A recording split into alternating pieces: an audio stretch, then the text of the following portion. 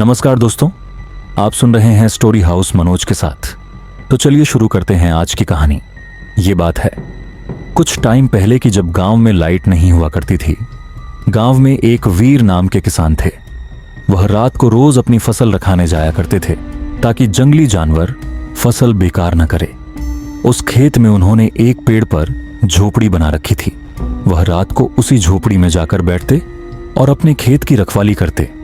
फिर एक दिन वह अपने खेत की रखवाली करने गए और झोपड़ी में जाकर बैठ गए।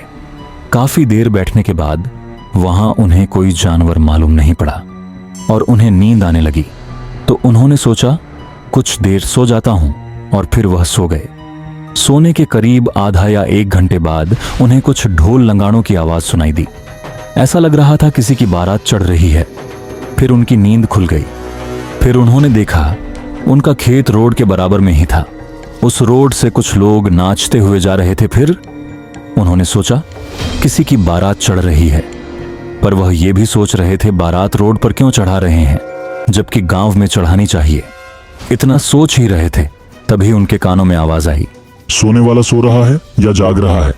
इतनी बात सुनने के बाद वीर जी ने एक बार कुछ जवाब नहीं दिया।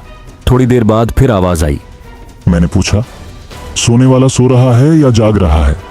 फिर वीर जी को डर लगने लगा और वीर जी ने डरती हुई आवाज में कहा, जाग रहा हूं।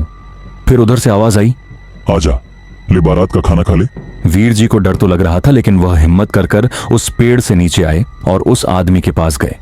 उस आदमी के पास जाकर उन्होंने देखा तो उस आदमी के पैर पीछे की ओर मुड़े हुए थे। ये देखकर वीर जी और डरने लगे। तभी उस आदमी ने उनसे कहा, डर मत, हम तुझे नुकसान पहुंचाने नहीं आए हैं, खाना देने आए हैं।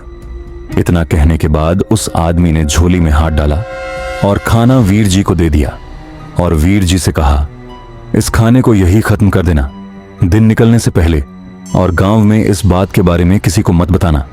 इतना कहने के बाद वह बारात आगे की ओर जाने लगी और वीर जी खाना लेकर अपनी झोपड़ी में आ गए और वह खाना खाने लगे। लेकिन वह खाना खत्म नहीं हो पा रहा था और वीर जी का पेट भी भर चुका था। फिर वह सोचने लगे, थोड़ा खाना थोड़ी देर बाद खा लूंगा, अभी सो जाता हूं। और फिर वह सो गए। लेकिन जब वह सोकर उठे तो सुबह हो चुकी थी।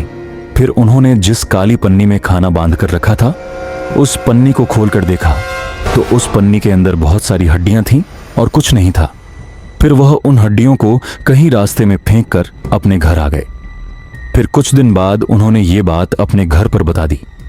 ये बात घर पर बताने के कुछ दिन बाद वह पागल हो गए और पागल होने के 2-4 महीने बाद उनकी मौत हो गई। तो ये थी दोस्तों आज की कहानी। अगर कहानी पसंद आई तो लाइक करें, कमेंट करें और चैनल को सब्सक्राइब कर लेना। और अगर आपके साथ भी कभी कोई भूतिया घटना हुई है तो आप हमें शेयर करें। हम आपकी कहानी YouTube पर अपलोड करेंगे।